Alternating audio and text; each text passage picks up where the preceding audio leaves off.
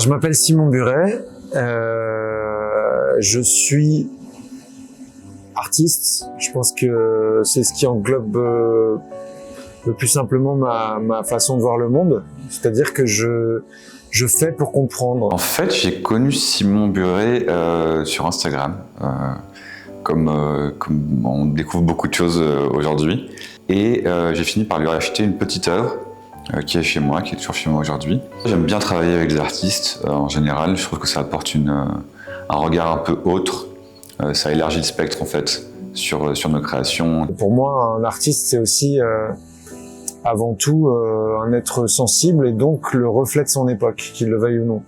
Et c'est très important, même dans des départs infimes, que ton quotidien, les choses de tes angoisses, ton monde, soit ramené à la chose que tu es en train de faire. Dans le cadre précis de la collection Opus Memoria, j'avais imaginé cette collection comme une sorte de travail d'une vie d'un artiste multidisciplinaire qui aurait fait de la sculpture, de la peinture, de la musique.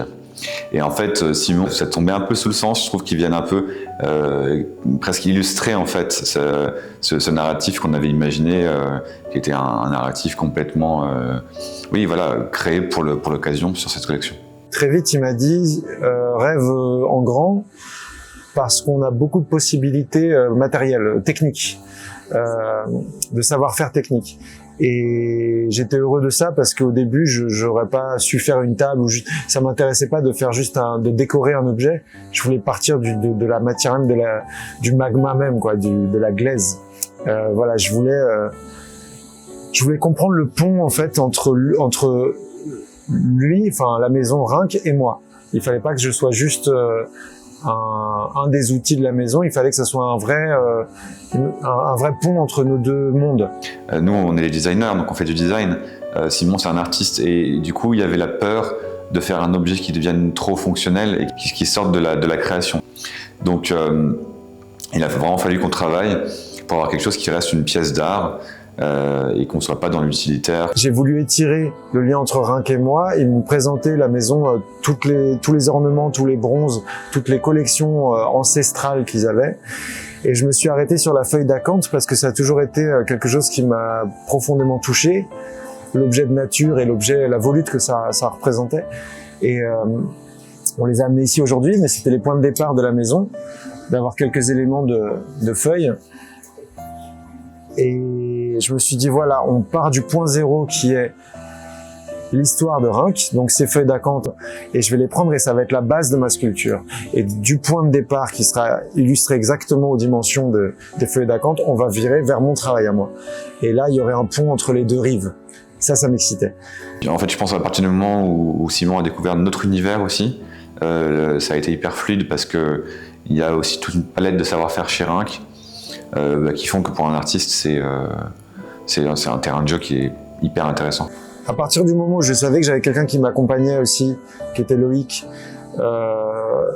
et que je pouvais donner libre cours à mon imagination et qu'il allait m'aider à transcender ça et à le matérer, qu'on allait travailler ensemble, il y a eu un moment de doute où je me disais comment je fais pour faire une grande sculpture comme ça en utilisant mes mains et en travaillant. Et j'ai fait beaucoup de croquis.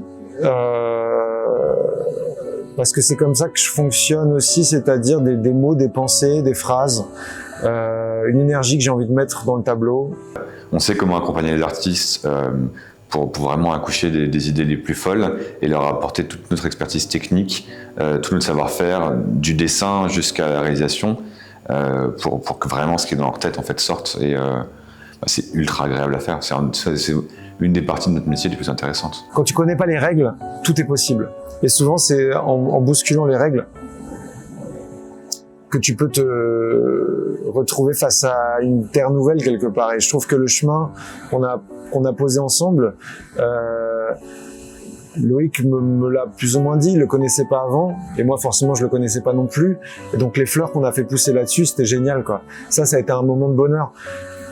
Aussi parce qu'il a une grande pédagogie, qu'il était assez calme. J'aurais pas pu rêver d'une personne plus, il y a une espèce de génie des mains qui travaille avec toi, donc t'es libre en fait. Parfois il y a des connexions qui se font, des choses qui sont juste des évidences. C'est ça qui est génial aussi avec Valentin, avec Rinck, c'est que j'ai la sensation vraiment, quand je regarde là cette image et quand la sensation pleine que quand il m'a dit au début vois les choses en grand, bah c'est un grand rêveur quoi. Et après je l'ai vu par d'autres objets, par la façon de travailler des gens, que c'est vraiment le rêve est vraiment pas loin dans cet endroit, et c'est quand même précieux j'ai l'impression qu'on peut faire un peu ce qu'on veut, ce qui est fou quand même. Alors bien sûr que j'ai envie de recommencer.